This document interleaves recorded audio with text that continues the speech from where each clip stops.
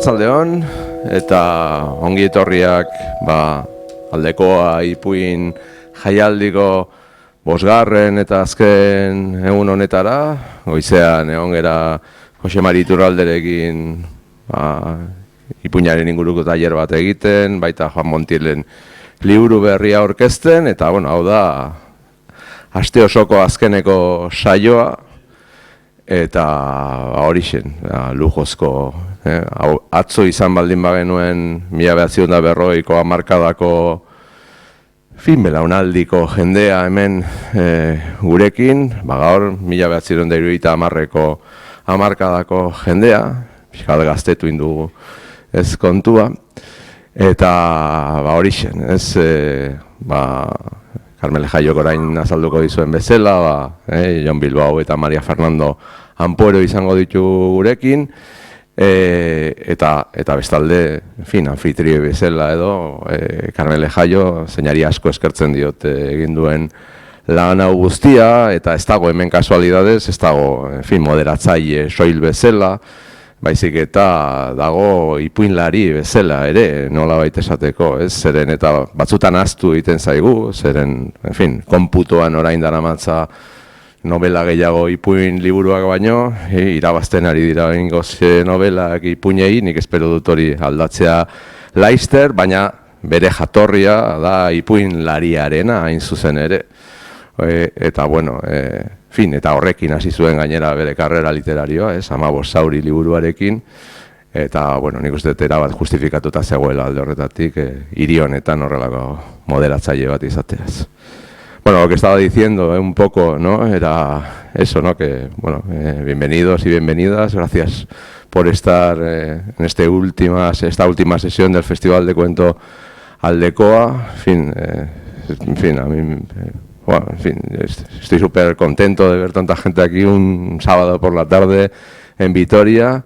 Yo creo que esto es un lujo y eso, que para venir a esta mesa redonda que va a ser un poco el broche final de esta semana, ¿no? Dedicada al cuento, a las fronteras del cuento, al cuento en la frontera, ¿no? Y la moderadora Carmele Jaio os va a presentar ahora a los dos invitados de hoy, ¿no? A Jon Bilbao y a María Fernanda Ampuero. He dicho antes, ¿no? Que ayer estuvimos con la generación de 1940, hoy vamos a estar con la generación un poco más joven de 1970. Y eso, y que quería agradecer mucho a Carmele Jaio haberse tomado el trabajo de estar aquí como moderadora, que no está solo como moderadora, evidentemente. Se nos suele olvidar a veces que Carmele Jaio, además de novelista, que es donde ha conseguido quizás sus máximos éxitos, y aunque ahora mismo le esté ganando la partida a la producción cuentística, con 4 novelas a 3 libros de cuentos, ella empezó en el mundo del cuento, ¿no? Con Amavos Sauri, Heridas Crónicas, creo que fue en castellano, ya hace unos años, y ella, además empezó su carrera en el cuento, y no solo eso, sino que además tuvo como uno de sus maestros a Medardo Fraile, y la referencia no es baladí en este caso, pues porque estamos celebrando el centenario de Aldecoa, y Medardo Fraile era, de hecho, de la generación de Aldecoa, uno de los que empezó con él. Lo que pasa es que duró más, ¿no?, que Aldecoa en este caso, ¿no? Y fue uno de los grandes cuentistas españoles. Y entonces, sin más, os dejo ya con la mesa redonda y, que disfrutéis.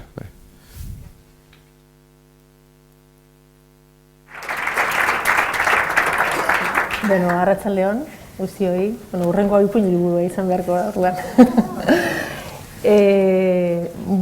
Eskerrik asko etortzeagatik, nik uste dut gaur pozik egoteko zenbait arrazoi baditut, bat da nire alboan eta gaur hain bi idazle handirekin hitz egiteko aukera izatea, Jon Bilbao eta Maria Fernanda Ampuerorekin.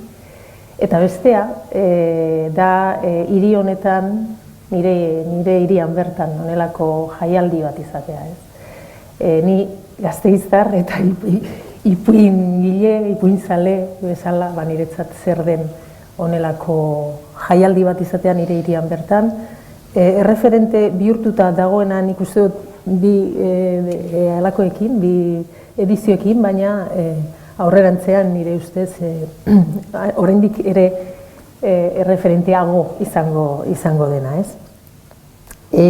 Bueno, esan bezala, Maria Fernanda Ampuero eta Jon Bilbao daude gaur gurekin. Aurkezpen txiki bat egingo dut, Maria Fernanda Ekuadorren jaioa da, kazetaria eta ipuingilea bereziki. Zenbait liburu ditu, bai artikulu eta kronika bilduma, Lo que aprendí en la peluquería, Permiso de residencia.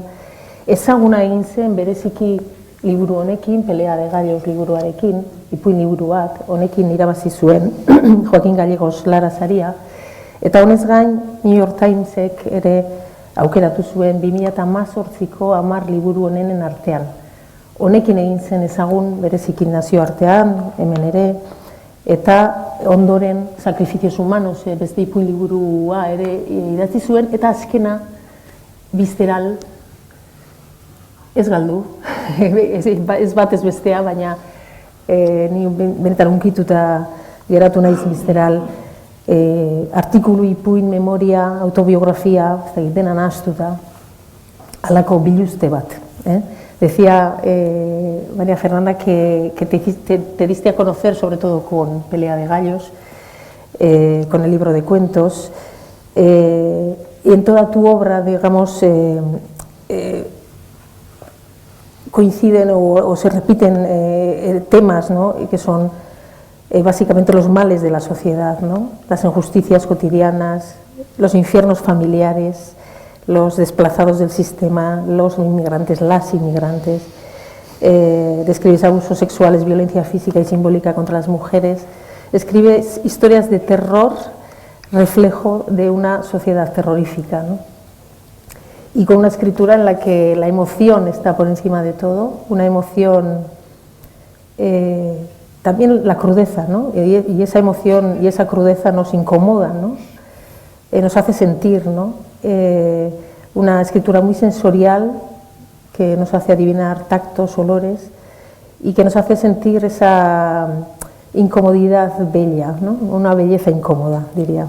Si un cuento, un objetivo de un cuento es dejar impronta, ¿no?, dejar en la mente de quien lo lee una imagen, una sensación, bueno, en los cuentos de María Fernanda son de esos, ¿no? Yo tengo varios grabados en mi memoria.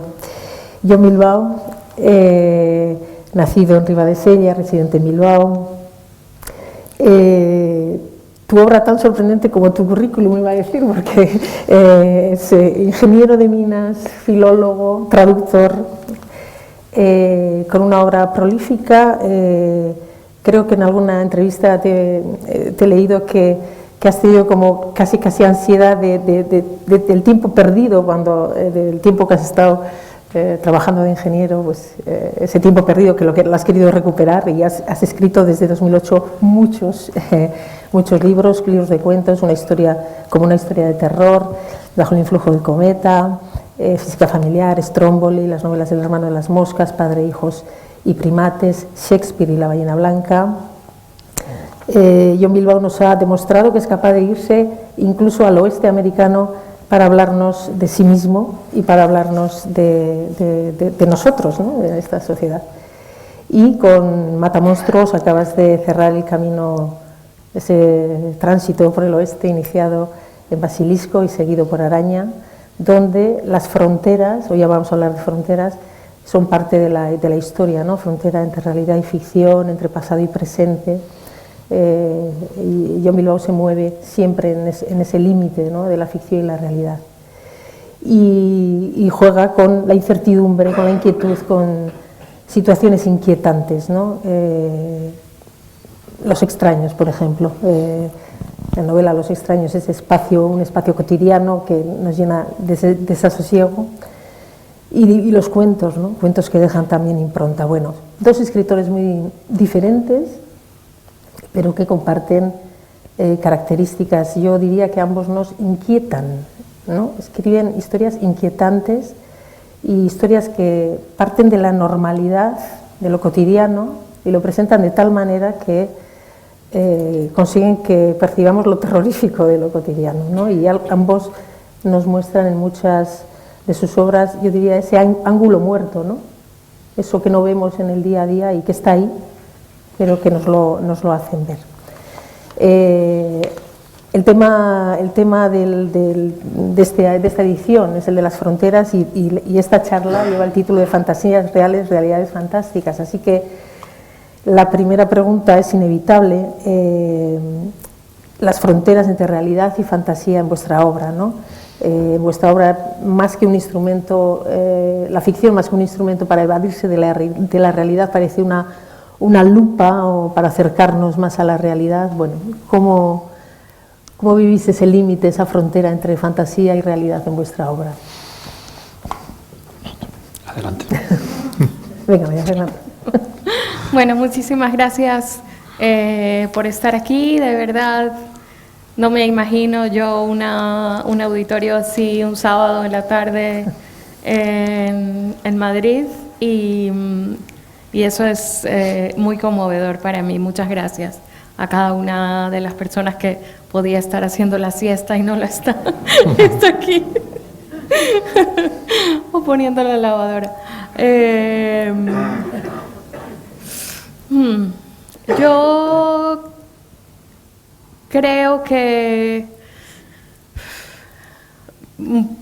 mi primer trabajo fue de periodismo, hace 30 años que ejerzo el periodismo.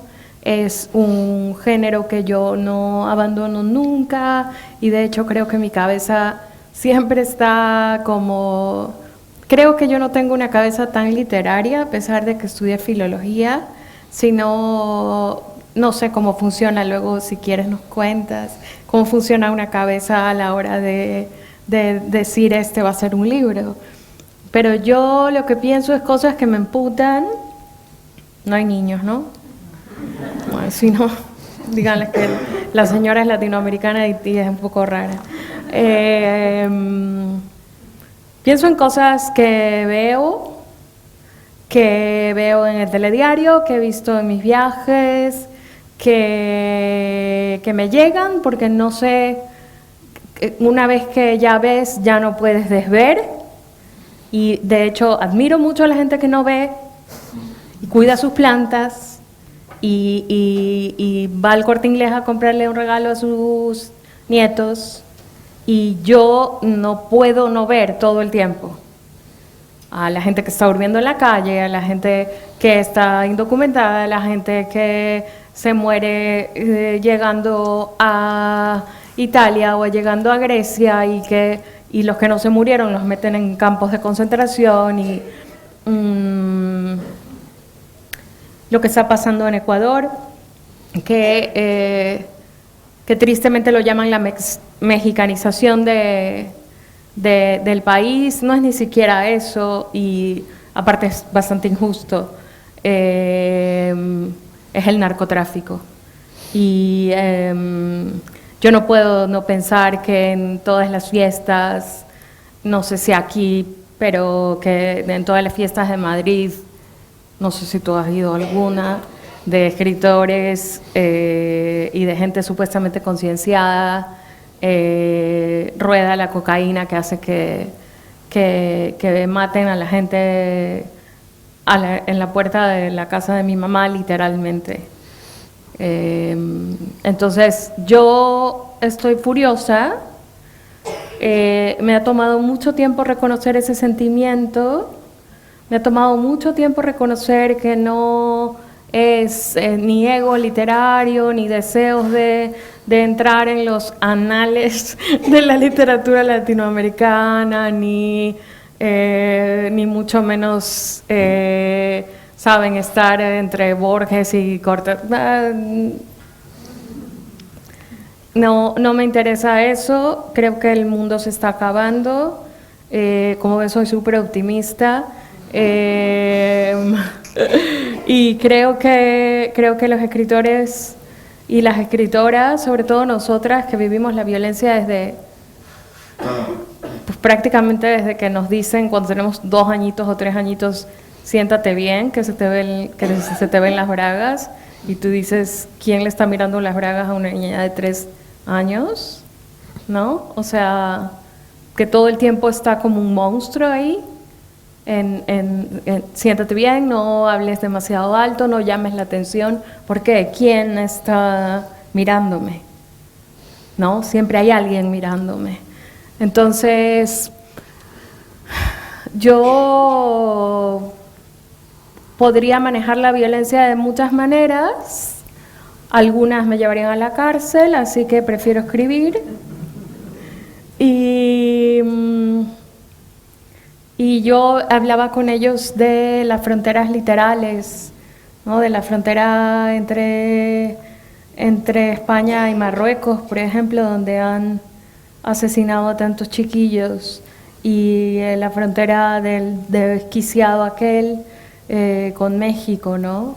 O sea, cada vez hay fronteras más aterradoras, y yo lo que quiero es como subirle el volumen a ese terror, ¿sabes? Como si fuera un disco de hard metal, o no sé cómo se llama eso, que no puedas no oírlo, ¿sabes? Que esté como en una habitación molestándote y no haya nadie que baje el volumen. Entonces, necesito hacer eso porque si no me prendo fuego. Estoy muy cabreada.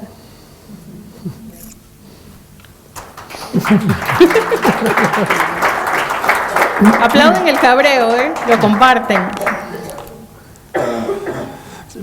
El concepto de frontera a la hora de escribir, yo creo que es muy poderoso, muy fértil, muy rico, no solo temáticamente, ¿no? O sea, como un tema sobre el cual escribir, sino también como metáfora del proceso creativo, y también una forma de tu creador entender lo que estás haciendo, ¿no? Antes has mencionado, Carmele, que bueno, yo he escrito algunos libros en los que se aborda de forma más o menos directa la temática del western, ¿no? del oeste. Y claro, dentro de ese género, lo de la frontera es algo que siempre tienes que tener presente. Pero o sea, cuando estudias un poco históricamente ese género literario, ese género narrativo, te das cuenta de que la frontera, en aquel ámbito, la importancia de la frontera no residía en el aspecto geográfico, sino más bien en el aspecto simbólico. O sea, vale, la frontera era una línea que delimitaba lo civilizado desde un punto de vista eurocéntrico de lo no civilizado, un espacio físico en permanente desplazamiento de este a oeste. Y llegó un momento en que eso se terminó. Llegaron al Pacífico y esa frontera desapareció, esa frontera geográfica. Sin embargo, estaba la frontera como espacio simbólico. Si a ti no te gustaba quién eras, te ibas a la frontera. Si querías reinventarte, te ibas a la frontera. Si la vida te había dado malas cartas, te ibas a la frontera. Si querías huir de algo, te ibas a la frontera. Si estabas buscando algo, aunque no supieras exactamente qué era, te ibas a la frontera. Y cuando la frontera geográfica, dentro de este género del western, desapareció, porque ya llegaron al Pacífico, esa otra frontera pervivió, sigue perviviendo. Y además es aplicable a nivel global, ¿no? Y yo creo que funciona bien como metáfora del proceso creativo, porque eso de reinventarnos a nosotros mismos o reescribir nuestro entorno o eliminar lo que consideramos prescindible para centrarnos en los temas que consideramos que es necesario explorar, también es una suerte de frontera, ¿no? Y luego también me parece interesante como metáfora de la escritura el tránsito al otro lado de la frontera, ¿no? O sea, gracias a la escritura nos despegamos de nuestra realidad y nos ubicamos en en un ámbito con unas reglas diferentes. Nos ubicamos en un ámbito que puede ser más o menos fantástico, más o menos terrorífico, donde a lo mejor no funcionan, no sé, los principios de la termodinámica o la ley de la gravedad. Lo que habitualmente se conoce, no sé, como literatura de lo extraño, fantástico, terror, etcétera, etcétera. Que a lo mejor en una lectura epidérmica se puede considerar una estrategia evasiva, puramente lúdica, ¿no? No nos gusta lo que tenemos, nos vamos al otro lado. Y que cabe la posibilidad. Lo que creo que es más importante no es el tránsito de esa frontera, sino una vez que hayas pasado al otro lado, hacia dónde orientas tu mirada. Porque si tu mirada se centra en mirar hacia lo lejos, a lo que es todavía más fantástico, a lo que si das la espalda a la realidad, eso sí que es puramente evasivo. Pero si transitas esa frontera y luego con perspectiva miras hacia nuestra realidad, eso sí que puede ser muy enriquecedor, ¿no? Y eso ya no es puramente lúdico o evasivo, sino que es utilizar el género fantástico, terrorífico o, en términos más amplios, la ficción, ¿no? Para pensar, para reflexionar sobre la realidad. Esta frontera, no solo la realidad está incrustada en vuestra ficción, sino que en ambos casos, en vuestras obras, de alguna manera estáis vosotros mismos, ¿no? En tus obras aparece un John escritor, por ejemplo, que no sé si eres tú o se puede parecer a ti. Y en tus obras también, María Fernanda, hay vivencias propias, reales, que se traducen a la ficción, ¿no? ¿Cómo vivís ¿Es algo premeditado? ¿Es algo inevitable aparecer ahí? ¿Es algo... al final la ficción nace de vuestra vivencia? Ahora empiezo yo, ahora. A ver, es cierto que en mis últimos libros aparece un personaje que se ha ido convirtiendo en una suerte de sosias o de trasunto de mí, pero no ha sido algo planificado, ¿no? Ni que responda a una intención o a una exhibición de ego, aunque quizá haya algo de esto. Seguro. A ver, a mí me resulta prácticamente imposible escribir algo que no tenga, con lo que yo no tenga un vínculo personal, que no me interese el tema, que no se base, no sé, en una experiencia vivida o vivida por alguien cercano y que me importe. Siempre necesito ese asidero emocional. Y a raíz de esta, no sé, de esta necesidad o de este hándicap mío a la hora de escribir, bueno, pues fue apareciendo hay un personaje a través del cual yo me sentía cómodo canalizando algunas opiniones personales, que al principio no tenía ni nombre, o sea, no tenía mi nombre y tampoco tenía muchas coincidencias biográficas conmigo, pero bueno, a fuerza de reaparecer fue pareciéndose cada vez más a mí, o no sé si yo a él, ¿no? Y no sé, me parece que es una forma de sinceridad, ¿no? De ir a pecho descubierto y no, a ver, no soy yo. Sobre todo esto se lo insisto mucho a mi madre, no soy yo. Yo le insisto que no me lea.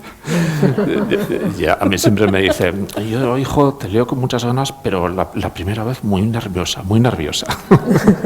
Yo le tengo que esconderlo. Las madres siempre están ahí.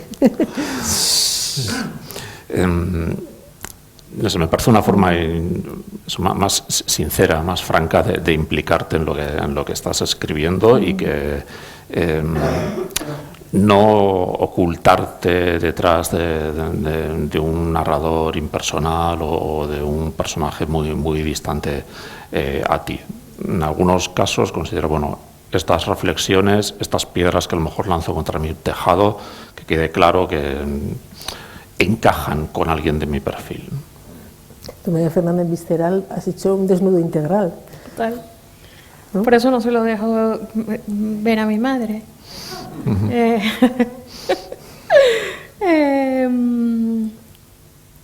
Yo no escribo sobre nada que no me interese, obviamente, que creo que es un poco lo que John estaba diciendo. Mis personajes son básicamente mujeres.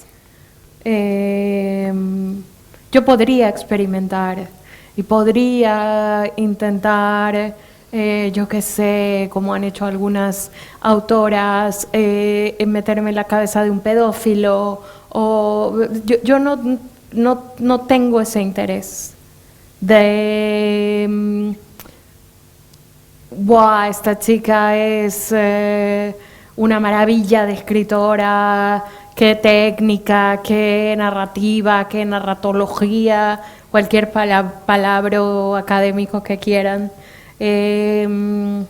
Los 30 años de ser periodista y los 20 de ser inmigrante me enseñaron a que no soy nadie al lado de nadie, y que la gente sobre la que escribo, a la gente a la que le han pasado estas cosas, incluida yo misma, puede poner un espejo frente a la sociedad y puede abrazar también a otras personas y puede generar eso que prometo que es la única referencia cultureta que voy a hacer, lo que decía Aristóteles del Eleos y el Phobos, que es la compasión y el temor, ¿no? Que son las características para la catarsis. Yo no creo en la catarsis, sino en la rabia. O sea, estoy proponiendo una alternativa a Aristóteles. Ojito con lo que estoy haciendo aquí. Pero sí creo que ese Eleos y el Phobos genera no catarsis, sino rabia para mí. Y de eso es lo que escribo, de lo que le pasa a la gente. ¿Por qué tus personajes pasan cosas tan espantosas? No, la gente pasa estas cosas espantosas. Las niñas, las mujeres, los niños, las personas LGTBIQ, las personas con alguna discapacidad, pasan este tipo de cosas. Entonces yo simplemente tengo los ojos quizás demasiado abiertos, de formación profesional de ser periodista y también de ser inmigrante y de haber sido de esas personas a las que nadie miraba. Cuando nadie te mira, puedes tomar muchas notas de lo que la gente te hace. Hay una frontera que puede ser propia, ahora que habéis hablado de las madres, imaginándonos que las madres están leyendo, etcétera. Hay una autocensura cuando creáis, en ese sentido. Leyendo Visceral para sentar la sensación de que no. Pero ¿os autocensuráis en algún momento? Y si os autocensuráis, ¿por qué? O pensando en quién o en qué. Yo no me he visto en la situación, ¿no? O sea, creo que no he incurrido, al menos de manera consciente, en la autocensura. Sí que he llegado varias veces al punto de dudar, ¿no? ¿De verdad pienso esto? O sea, ¿de verdad siento esto hacia determinadas personas? ¿O me voy a atrever a contar esto que a las personas a las que les sucedió en realidad lo van a reconocer, ¿no? Sin embargo, creo que cuando llegas a esa situación es ahí, o sea, ese es el filón, ahí es donde tienes que picar, ¿no? Porque eso es lo realmente personal, con lo que va a conectar las personas que te lean, ¿no? Porque, claro, cuando tú le pones tu lupa personal a esas situaciones, esas emociones, esos remordimientos, esas deudas pendientes, llamémoslo como queramos, claro, como te afectan a ti y a las personas que están a tu alrededor, las sientes más graves, ¿no? O más singulares, mejor. Sin embargo, seguramente será lo que le sucede a casi todo el mundo, ¿no? Y van a conectar contigo a través de esa sinceridad, ¿no? de esa verdad que surge de lo personal y no de lo narratológico, de lo académico, del oficio de la escritura. Yo publiqué Pelea de Gallos cuando mi papá murió. No es coincidencia, mi papá representaba, lo he dicho muchas veces, mi papá representaba el patriarcado para mí. Representaba, pues ya saben, familia, iglesia, a ver, soy de Ecuador. Familia, iglesia, Dios, ¿saben? Todas estas figuras masculinas tan importantes en la vida. Yo siempre quise que él me dijera, estoy orgulloso de ti, puede que no seas mi princesita, cosa que evidentemente no soy, pero eres una tía guay. Y bueno, eso no pasó. Pero yo creo que su vergüenza hubiera sido demasiado difícil de soportar para mí. Que su hija, periodista, que entrevistaba a esta gente y a esta otra y hacía reportajes y bla, bla, bla, bla, de repente escribiera sobre violaciones, sobre incesto, sobre secuestros, sobre venta de personas, en fin. Yo creo que los escritores no deberíamos tener familia, sinceramente. Mi mamá me dijo el otro día, yo no sé ya qué vas a escribir cuando yo me muera, sinceramente. Ya sé, o sea, van a poner un anuncio así, prohibido. Ay, ojalá, porque eso traería ventas. El que le pongan una etiqueta de prohibido trae ventas. Yo estoy en una edad que considero que tiene muchas cosas horribles. Te levantas de madrugada, tienes insomnio, estás muerta de calor, etcétera. Pero que tiene un superpoder que es me importan dos narices todo. Y ojo, dije narices porque les veo con mucho respeto. No me importa.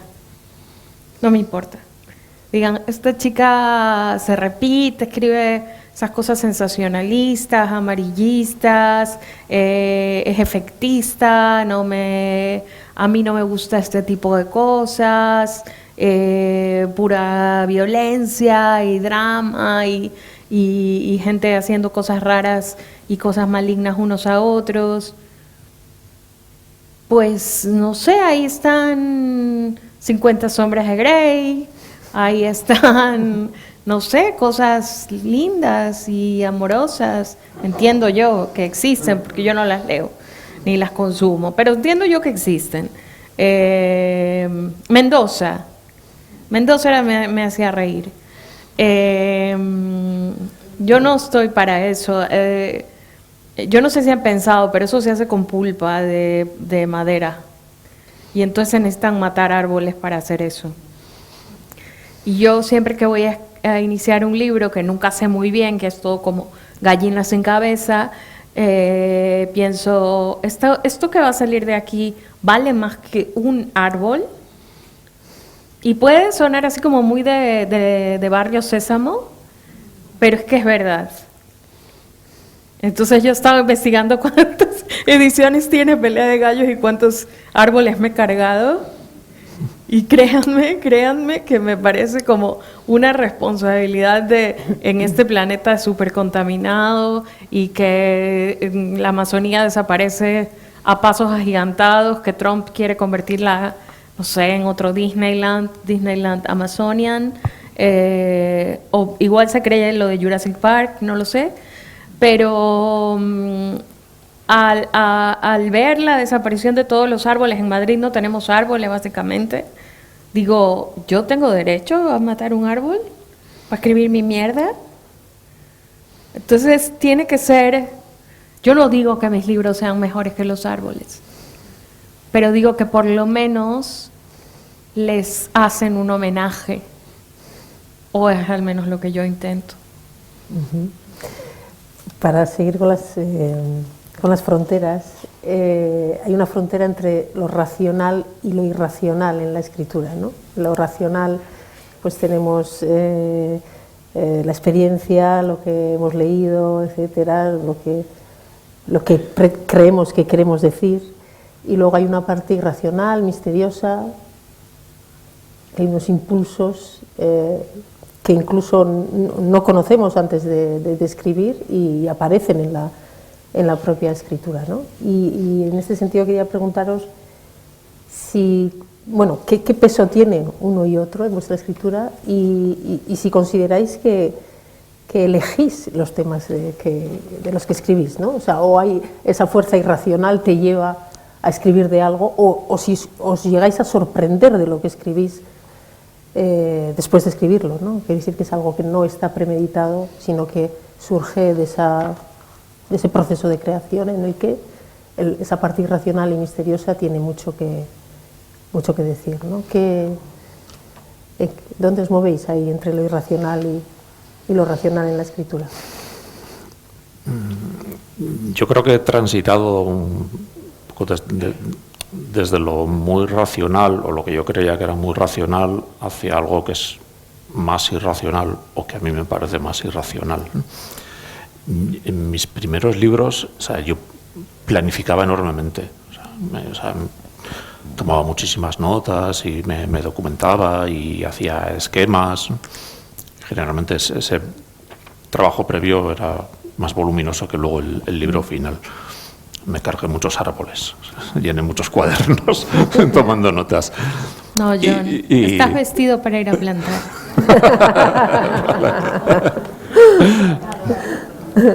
Y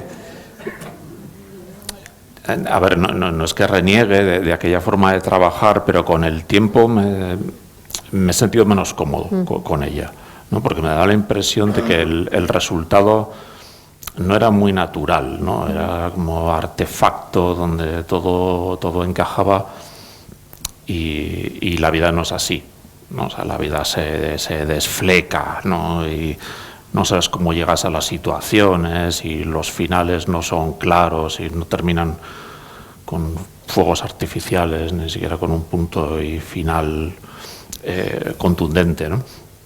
Todo está más brumoso. Y bueno, ahora busco transmitir esa presión de fotografía borrosa, ¿no? Y luego planificando algo, pero no tanto. Y sobre todo también dejándome llevar un poco por los impulsos que surgen durante el propio acto de la escritura, ¿no? A ver, a lo mejor lo estoy intelectualizando demasiado, ¿no? Y todo se podría resumir diciendo que no hay nada más inspirador que el propio trabajo de escritura, ¿no? Que es cuando estás metido en ello, es cuando se te ocurren más ideas, ¿no? Y puedes tener la impresión de que la propia ficción o los personajes toman las riendas, pero bueno, a lo mejor es simplemente el oficio, ¿no? O que tú has perdido la perspectiva. Pero sí que me resulta muy interesante abrazar ese aspecto irracional del acto creativo, ¿no? O sea, llegar a ese punto en el que dices, esto que estoy escribiendo ahora mismo no sé qué función narratológica desempeña, ¿no? No sé qué pieza va a ser del puzzle, pero las tripas me dicen que funciona, ¿no? Ni siquiera yo lo entiendo muy bien, pero tiene que estar aquí, ¿no? Y quizá podríamos puedo incluir en la respuesta el reconocimiento de no entender todo lo que estás escribiendo, ¿no? Pues si lo entendiéramos todo, a lo mejor no merece la pena que lo escribamos. Tal cual. Pues yo suelo empezar queriendo matar a alguien.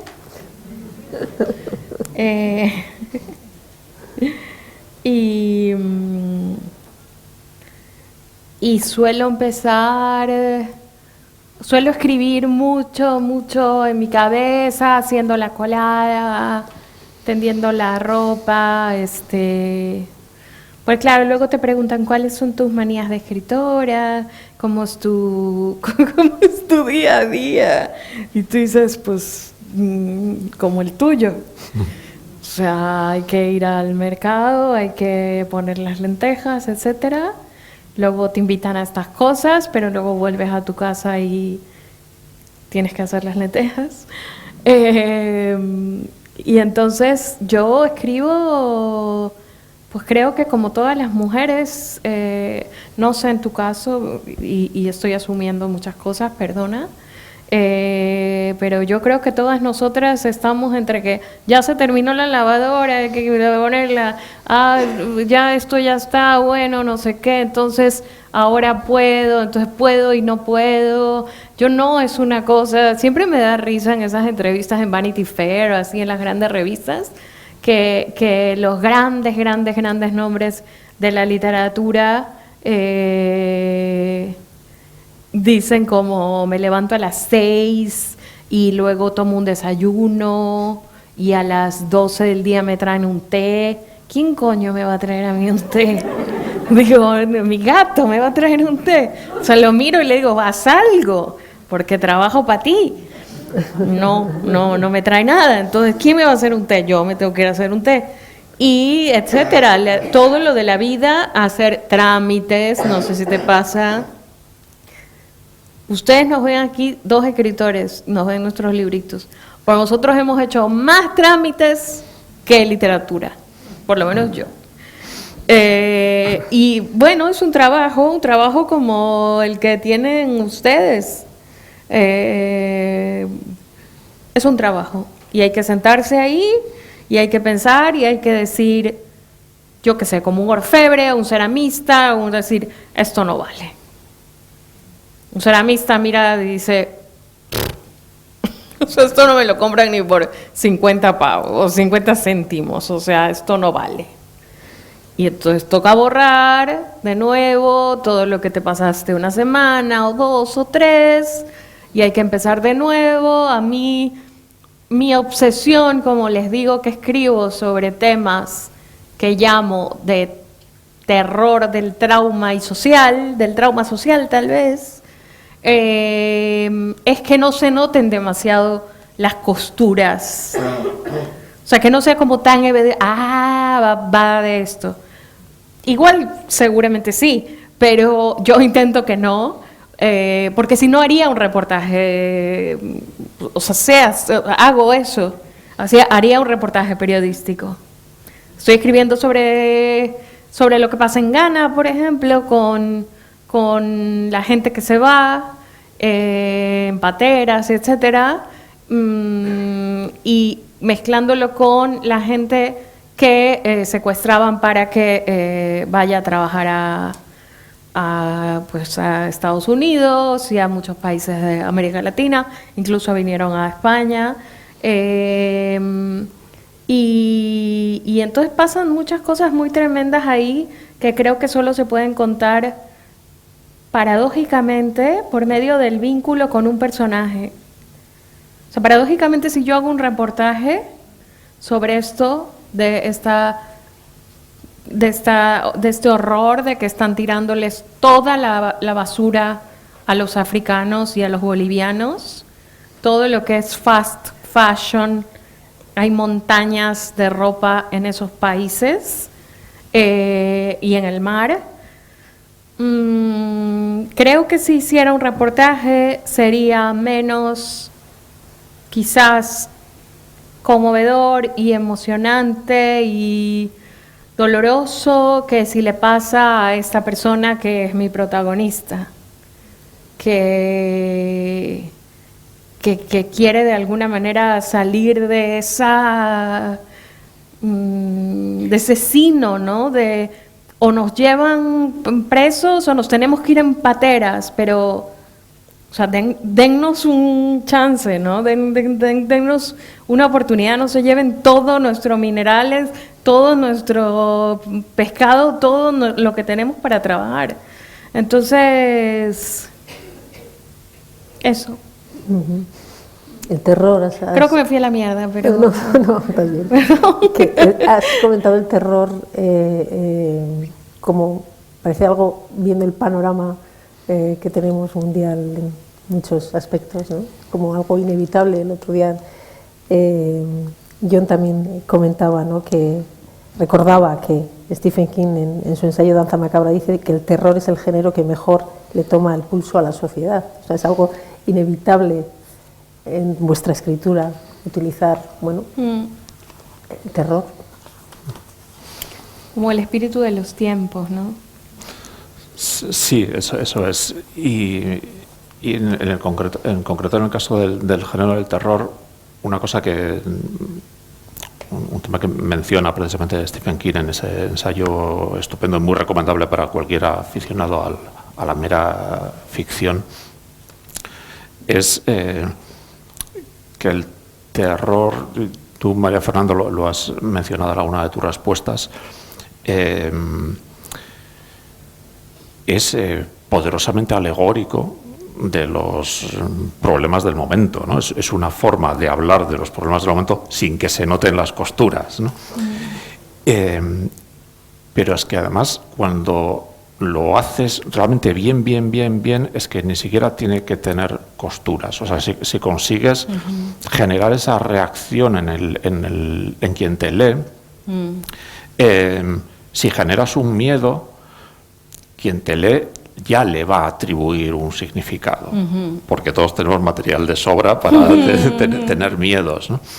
Y en ese ensayo Stephen King ejemplifica esto hablando de la película de La invasión de los ladrones de cuerpos, ¿no? Esa historia tan estupenda, una película de los años 60, en la que unas especies de extraterrestres caen del espacio en un pueblecito de California y si entran en contacto con las personas, se genera una suerte de doble de esa persona, pero carente de emociones, bueno, que se convierte en una especie de zombies. Y esa película generó dos lecturas absolutamente, o sea, polarizadas, ¿no? Hubo espectadores que lo interpretaron como una crítica al comunismo, a la entrada del comunismo en Estados Unidos, y hubo espectadores que lo interpretaron como una crítica a la caza de brujas, ¿no?, al macarcismo, a la delación. Y cuando se le preguntó, no al guionista, sino al autor de la novela original, que quedó olvidado, ¿no?, por el éxito de la película, él dijo, yo no quería hacer ninguna de las dos cosas. Yo quería generar una reacción, ¿no?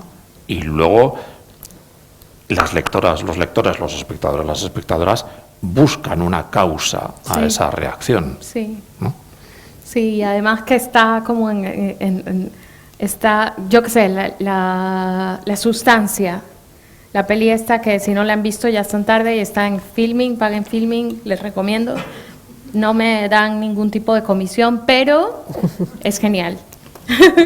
Y La sustancia es una película que va sobre el body horror, que es el horror corporal. Lo que nos hacen cuando ya no somos atractivas y nos volvemos invisibles. Y claro, este personaje de Demi Moore, que es la mujer más guapa del planeta Tierra y tiene 62 años, odiándose, ¿no?, y haciendo cosas atroces con su cuerpo para verse jovencita cuando ya ha vivido todo lo que ha vivido, ¿no? Esa obsesión es algo que muchas hablamos. Con lo del Ozempic, el tema de que hay gente que se inyecta una droga que es para la diabetes, para estar delgada, y aunque su páncreas no vaya a funcionar nunca más, no le importa. La obsesión que tenemos con eso, estar siempre bellas y siempre deseables, y qué pasa en la menopausia, qué pasa cuando no somos como gente reproductiva, ¿no? ¿Qué pasa cuando la vaca ya no es reproductiva, no? Y entonces ahí entra un montón de cosas que creo que muchas de nosotras, de las autoras de mi generación, estamos hablando de la cosa como tan peligrosa de no enseñarte a defenderte porque crees que te mereces lo que te pasa porque eres gorda, fea, vieja, en fin.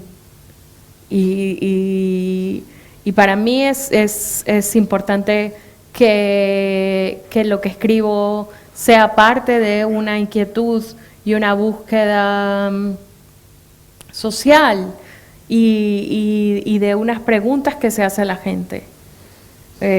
Lo que sí es verdad que no te esperas. A mí el cuento Subasta, que es el primer cuento de Pelea de Gallos, es sobre una subasta de gente, y una chiquilla en México me preguntó si era un manual de instrucciones para cuando la secuestraran.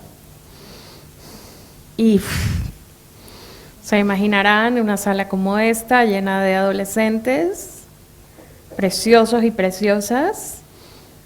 Pero bueno, en México desaparecen creo que 11 o 12 mujeres al día, con lo cual, más, bueno. Con lo cual, en fin, y lo que acaba de salir de los campos de concentración, es que yo no necesito imaginarme nada, en serio. Es que ya es como... Me da mucha furia no llegar a todo, me da mucha furia no escribir sobre Gisèle Pelicot, la mujer francesa a la que su marido drogaba. Es que creo que lo leemos, nos horrorizamos y luego vemos Saber y Ganar. Y yo intento que los cuentos se queden para siempre en la cabeza, como, no sé. Sí, quería preguntarte al hilo de esto, si crees que conocemos la verdadera dimensión de la violencia contra las mujeres y si la literatura, en este caso, nos sirve para, de alguna manera, conocer esa dimensión que va más allá de la violencia física, esa violencia simbólica, desde lo que has comentado, desde las niñas de los 3 años, todo lo físico. En tu escritura, por ejemplo, antes he comentado que tu escritura es muy emocional, pero es muy física también. El cuerpo de las mujeres, ¿no? Está el cuerpo de las mujeres ahí expuesto, presente, asesinado, violado, ¿no? Y creo que a través de tus cuentos, de tu literatura, se llega a una dimensión o sea, se llega a percibir el horror, ¿no? de la violencia contra las mujeres, siempre mucho más oculto de lo que creemos, ¿no? Que la dimensión es mayor. Ojalá, porque si no, no le veo sentido a esta profesión. No da dinero, no sé a ti. Pero no da, en serio, nos dan el 10% de la venta de cada libro. ¿A ti te dan más? No.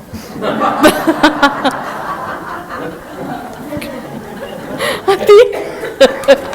Tampoco. Y entonces tú dices, todo el mundo tiene bajo en la biblioteca y todo el mundo tiene un libro mío y sigo pagando alquiler y soy una pringada. Bueno, yo no creo que la literatura puede cambiar nada, es algo que repito todo el tiempo. Primo Levi escribió uno de los libros más brutales e insoportables que se puede concebir, y Israel está haciendo lo que está haciendo, por ejemplo. Entonces, ¿qué va a hacer María Fernanda Ampuero, que no es nadie, contra la violencia de las mujeres? Yo qué sé, de repente hay ciertos abrazos. Un señor, por ejemplo, me abrazó porque él era el que decía no son formas en el 8M, que salimos y destrozamos el hermoso patrimonio arquitectónico de la ciudad, y entonces yo lo que decía es que cambiaría cualquier monumento, cualquiera, por una niña asesinada. O sea, y no entiendo cómo no piensan así, ¿no? O el escaparate de la Caixa. Que hay niñas asesinadas. Estoy hablando de niñas que si sus gritos se escucharan, si los gritos de las mujeres que en este instante están siendo violadas, asesinadas, torturadas, etcétera, no nos oiríamos. No podríamos escucharnos. O sea, serían aullidos. Y el Señor me dijo que él pensaba igual hasta que desapareció su hija. Y lloró mucho, mucho, mucho.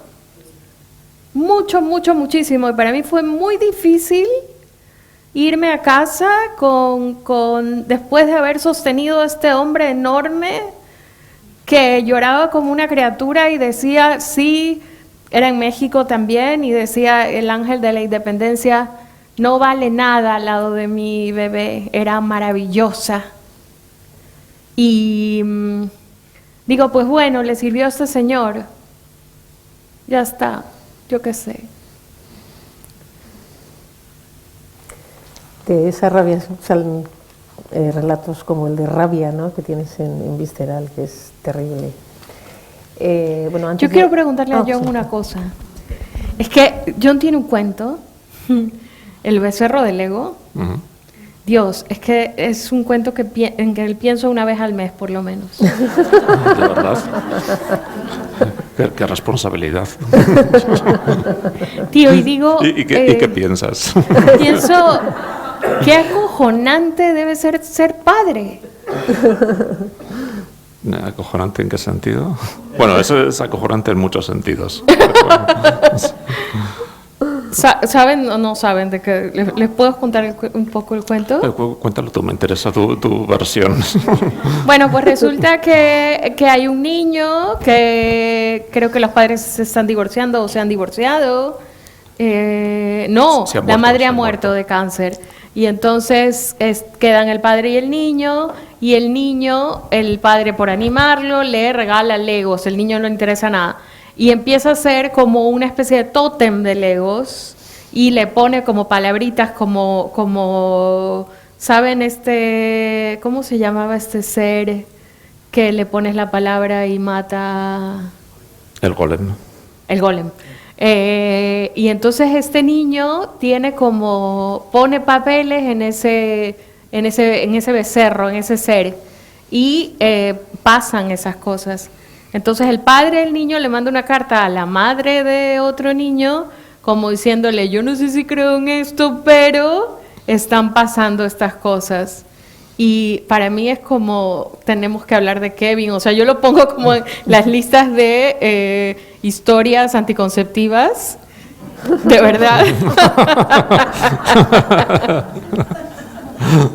Y me encantaría saber en qué contexto y cómo, o sea, ya que te tengo aquí, qué gusto. No, pues aquel relato lo escribí cuando mi primera hija era muy chiquitina, era un bebé, y es un reflejo de cuánto me intimidaba la responsabilidad que se me venía encima, ¿no? Era una forma de purgar. Hombre, por supuesto, por supuestísimo. Pero bueno, yo creo que lo he superado en buena medida porque mi hijo pequeño es un gran aficionado a los Legos y no me inquieta nada cuando le veo hacer construcciones arborescentes y extrañas. Bueno, antes de daros la oportunidad de preguntar lo que queráis, sí, como estamos en el Festival de Cuentos, sí que os quiero preguntar vuestra relación con el género del cuento, ¿no? ¿Qué os da el cuento? ¿Qué nos da otros géneros? ¿Cuándo sabéis que lo que vais a escribir es un cuento? Bueno, ¿cuál es vuestra relación con el cuento? A ver, yo no es que sea un militante ni del género del cuento ni del género de la novela, ¿no? Me vienen ideas, las trabajo, las maduro y algunas maduran hasta unas dimensiones propias de cuento y otras hasta unas dimensiones propias de novela. y ambas conclusiones me parecen bien, ¿no?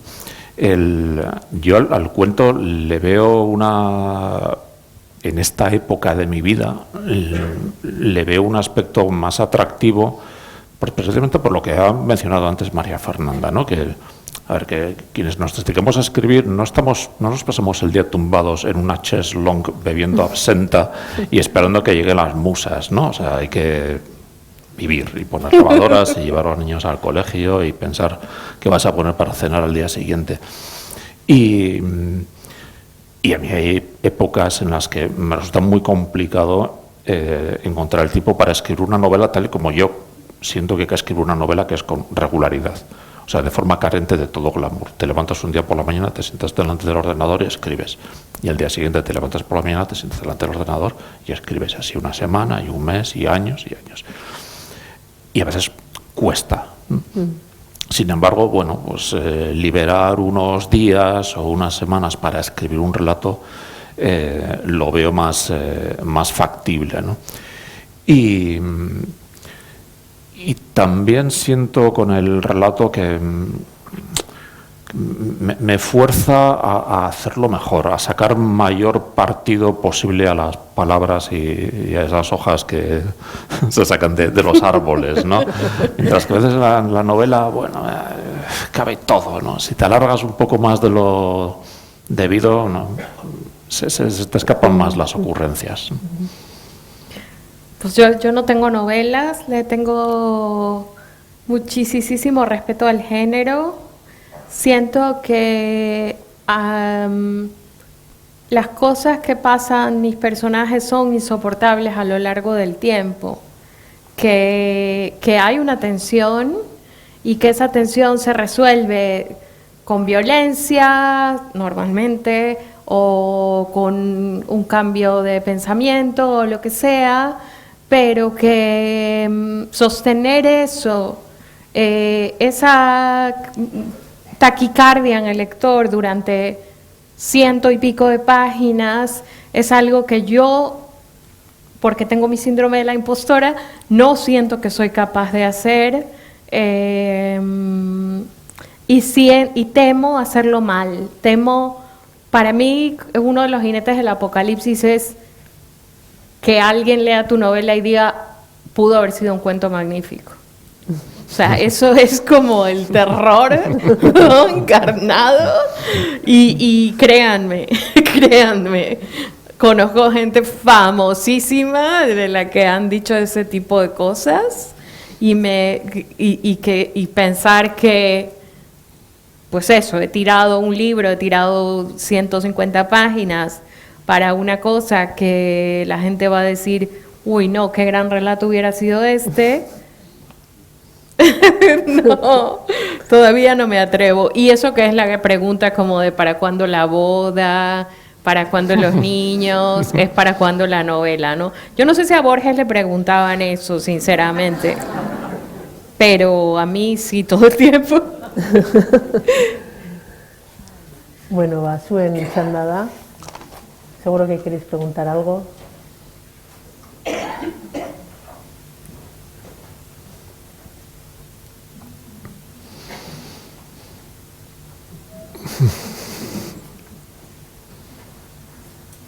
¿Nadie se anima? Aquí. Kaixo, hola. Me ha gustado mucho, pero me identifico mucho contigo.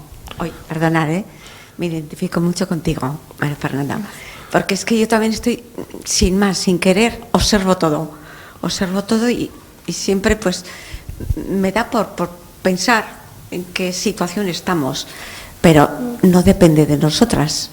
Pero es triste que veamos lo que veamos tanto, porque sufrimos además. O sea que, no lo sé, los relatos, yo me encantaría, yo ya voy a coger un libro tuyo también, pero yo digo, yo quiero un cuento que me alegre un poco la vida, que no sé, pero claro, yo pensaba de otra manera, porque esta reunión de hoy era, o sea, el festival de cuentos, pues que iba a ser por otra línea. Y unicornios. Entonces me ha llevado una sorpresa y entonces, claro, Yo que he vivido mucho el tema de migrantes, sí, con nacionalidades y todo y tal, y ahora, por ejemplo, en el periódico de hoy viene lo de Jalisco, las tumbas que han aparecido allí, que son de los que matan, y por eso es que más o menos 20 personas al día, y han localizado desde hace años que estaban, pero ya se sabía lo que morían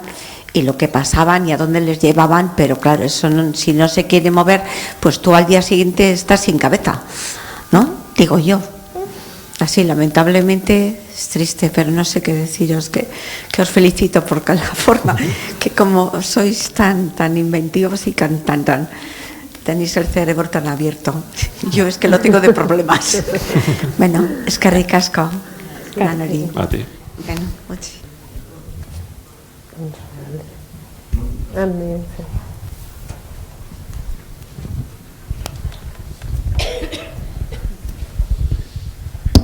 Arrasaldeo, buenas tardes. Bueno, primero muchísimas gracias por la charla. María Fernanda, no sé si te acuerdas de mí, hace como 7 años nos conocimos de una manera muy fugaz en la Universidad de las Artes de Ecuador. Ay, estoy ciega, pero... Después, si quiere, te contextualizo. Bueno, yo soy músico y mi pregunta quería, bueno, sobre todo leyéndote a ti, María Fernanda, siempre que te leo, para mí hay una banda sonora detrás, una banda sonora que has descrito desde la furia, me parece fantástica, pero sí me gustaría, pues ya puesto en este diálogo, ¿cuán importante es para vosotros también generar una atmósfera de sonido a la vez que estáis escribiendo, que estáis narrando, sobre todo para buscar esas relaciones con las otras artes, que siempre en la literatura pues parece que no se comenta, pero no solo es imaginación, no solo son imágenes, sino también sonidos, ¿no? ¿Cuán importantes son estos sonidos para vosotros para contar vuestras historias? Gracias. Qué lindo. Pues, si quieres, respondo yo el primero, porque respondo rápidamente, si ya te cedo el espacio. Reconozco que para mí bastante poco. Trato de escribir de manera sensorial, transmitiendo, reflejando imágenes, la sensación táctil, el olor.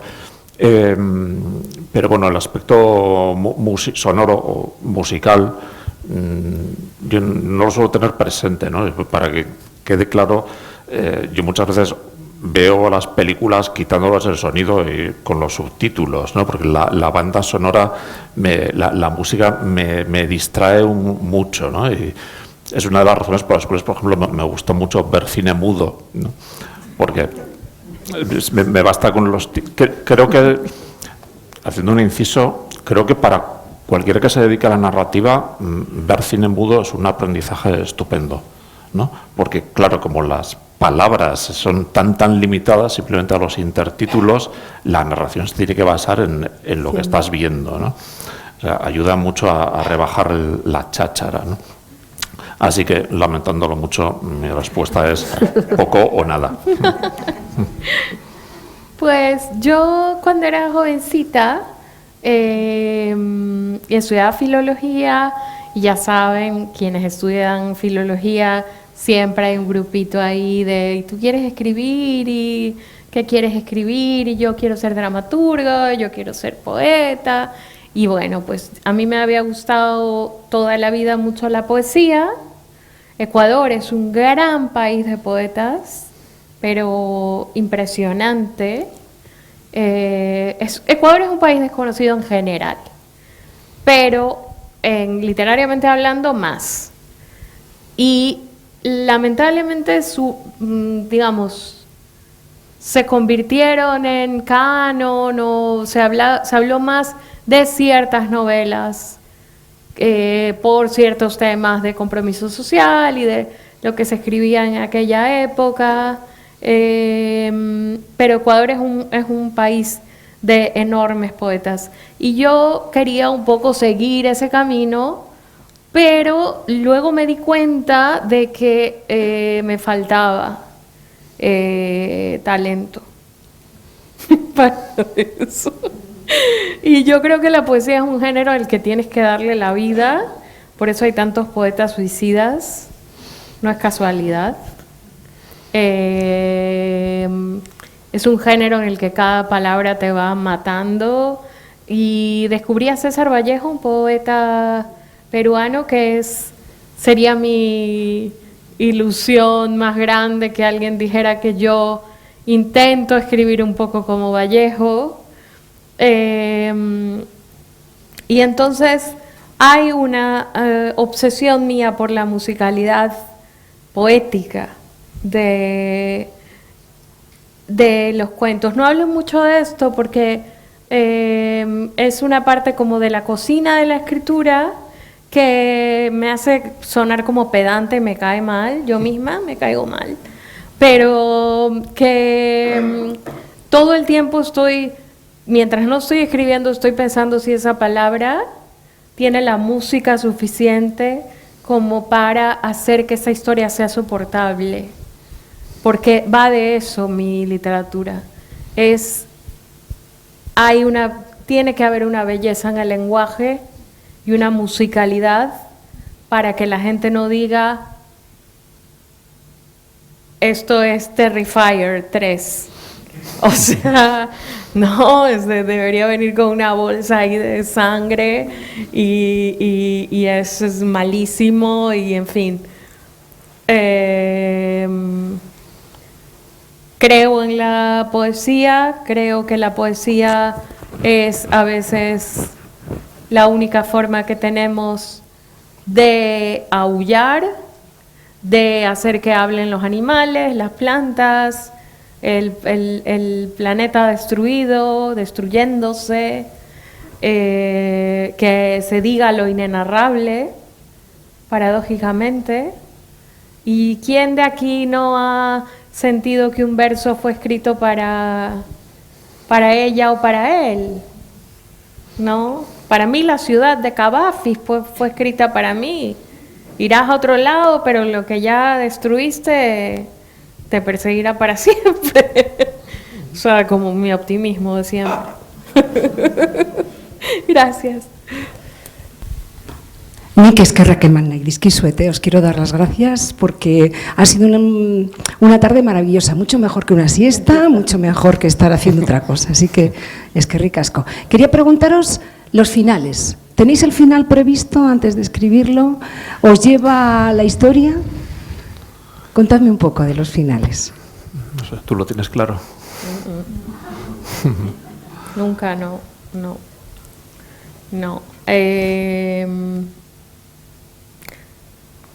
No, de hecho hay finales que yo creo que van a ser de una forma y de repente, yo qué sé, hay un cuento sobre Lorena Gallo, conocida como Lorena Bobbitt, que quienes estuvimos por ahí por el mundo en los 80 oímos sobre esta mujer que le había cortado el pene a su marido. Yo no sé si llegó tanto acá a España, pero como era ecuatoriana, en Ecuador fue como la noticia. ¡Wow! Y entonces, para mí era importante recoger este personaje que es casi mitológico dentro de nuestra cultura. Se hacían chistes, ya se convertía como en hacer la Lorena Bobbitt y era como las mujeres andaban con el cuchillo y jugaban con los maridos, una cosa espantosa. Y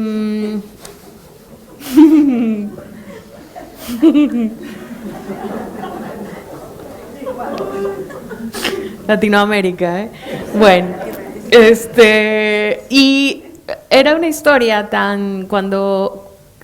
que le llegó a una niña, yo tendría 8 o así, cuando pasó esto, que ahora de adulta pienso, ¿qué tendría que pasar para que yo le corte el pene a mi marido o a mi pareja? Y entonces empecé a investigar, empecé a verme todos los documentales que habían hecho sobre ella, a leerme todos los libros que habían hecho sobre ella y entrevistas. Y claro, ella fue torturada por este hombre. Ella, a ella la violaban todas las noches, la golpeaban, le decían que era una inmunda, una latina, sucia, se lo decía su marido. Y fue una mujer que podría ser como el estandarte, el símbolo máximo de la mujer maltratada, ¿saben? Porque además había un desajuste de poder norte y sur. Ella era inmigrante, su idioma principal no era el inglés, y él le hizo mucho daño. O sea, en las pruebas que hicieron los forenses hay mucho daño. Y la gente se quedó en esto, ¿no? En esta parte casi pintoresca. Y de hecho él hizo carrera en el porno, y porque encontraron el pene y se lo pegaron, en fin. Bueno, entonces yo quería contar esa historia, pero que terminara justo en el momento en el que ella ve el cuchillo. Y por ejemplo esa sí la tenía muy clara, porque pues pese a que hay mucho de ficción,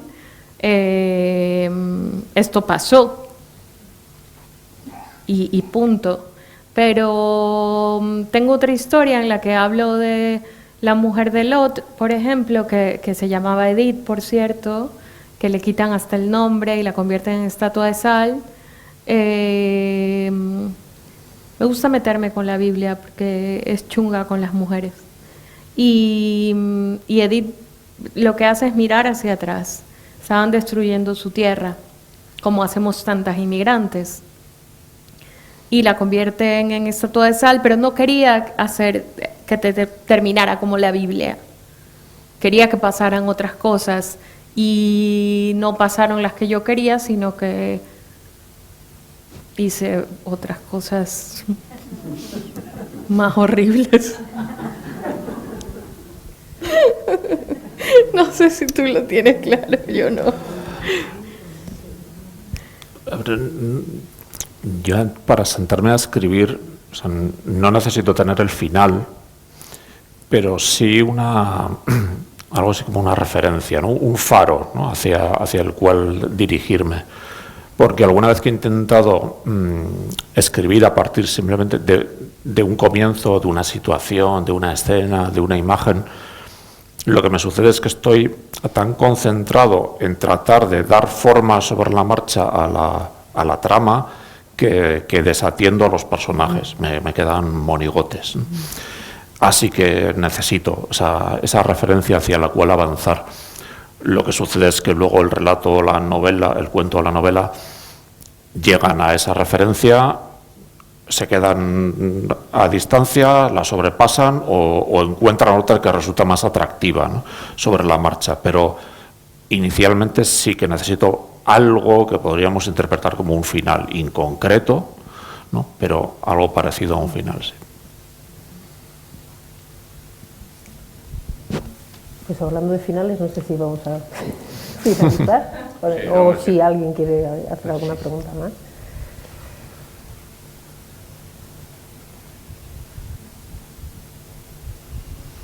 Arratsaldeon, a ver si soy breve. Bueno, yo quería hacerle una pregunta sobre todo a María Fernanda, porque acabamos de leer aquí precisamente en la Casa de Cultura de Ignacio Aldecoa una novela de una ecuatoriana de Mónica Ojeda, que es Chamanes eléctricos en la fiesta del sol. Y bueno, al hilo de lo que ha preguntado él y al hilo de que tú eres ecuatoriana y de que sabemos la violencia y lo que ocurre allí, pero claro, imagínate desde aquí, ¿no? Por ejemplo, yo creo que esa novela también se podía leer como relatos, porque cada episodio va de unos personajes, podrían ser un conjunto de relatos. Y tiene, por ejemplo, ha dicho John Bilbao que lo de la conexión con la música y tal, que no, o con el ruido, y precisamente en la novela de Mónica Ojeda hay casi una reivindicación de todo eso, y hay como esa huida, bueno, que no sé si es huida, pero es eso de ir a buscar algo diferente de lo que ocurre en ese Ecuador tan terrible y tan violento, ¿no? A mí me ha encantado la novela, tengo que decir, y no sé, te quería preguntar acerca de cómo ves tú, porque es otra manera de reflexionar sobre la violencia, creo, que no te he leído a ti, lo voy a hacer inmediatamente, pero no lo sé si coincidirá o no. Esa era un poco la pregunta. Gracias. Bueno, gracias a ti. Mónica es bastante más joven que yo, de hecho su madre fue mi profesora y la llevaba a veces que no tenía con quién dejarla, la llevaba a clases y ha sido muy bello ver crecer a Mónica con ese increíble talento que tiene. Yo siempre, ella se ríe, siempre le digo que va a ser el primer Nobel ecuatoriano. Se lo toma muy en serio y es muy buena. Las dos somos de la misma ciudad. De hecho, para quien esté como vinculado, que conozca el universo de Stephen King, nosotras le llamamos a Guayaquil nuestro Derry. Y ¿cómo se llama esto? Cada alcantarilla está llena de payasos asesinos. Y nos fuimos de ahí, digamos, ¿no? Pero claro, ahora el terror es que están nuestras madres en ese... Cuando les decía que había aparecido un decapitado en mi barrio, es real. O sea, no tengo como licencia literaria para lo que pasa en Guayaquil. No existe. Lo que pasa es que yo siento que, al menos en esta novela, porque en Mandíbula, que es la otra novela anterior de Mónica, sí que habla de las clases sociales, que es una cosa que genera mucha violencia también en nuestros países y de la que yo hablo mucho, de que hay muy poca gente con mucho dinero y hay muchísima gente con casi nada, ¿no? Que son como los extras de esta película terrorífica llamada Ecuador. Y yo lo que intento es mirar a la cara, justamente. Justamente mirar a la cara del terror. Bueno, ahora estoy escribiendo una cosa. Das talleres porque creo que puede ser novela, pero tengo miedo. Ahora mismo no doy taller. Lo hablamos en la cena.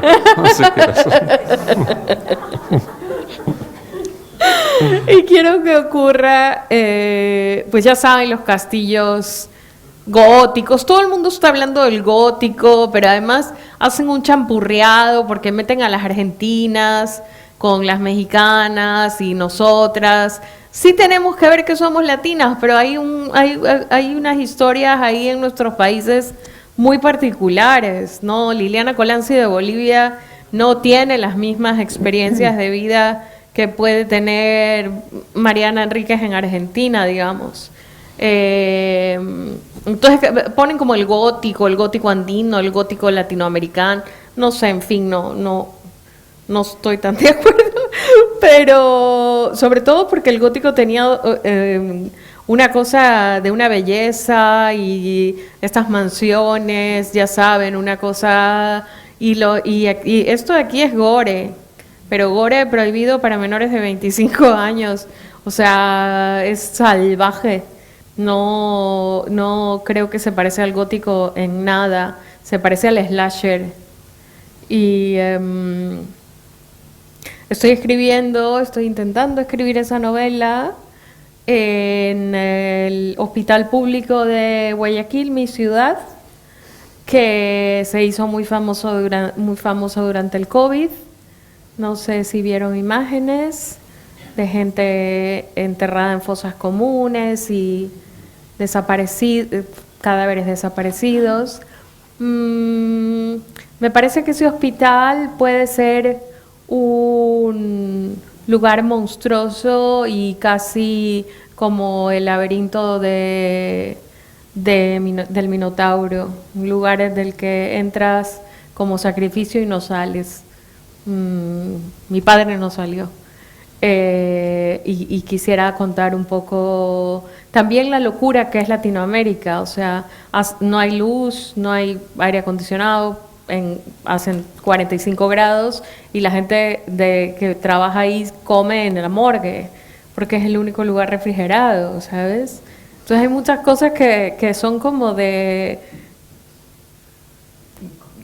para Europa es como que, pero sí se come fresquito, la verdad. No sé. Estoy en ello. Yo voy a intentar contar la violencia de Guayaquil. Pero me alegro que hayan leído a Mónica. La quiero mucho. No lo he comentado antes, pero en la entrada ahí están en venta libros tanto de María Fernanda como de Jon, así que podéis adquirirlos y os los firmarán si queréis.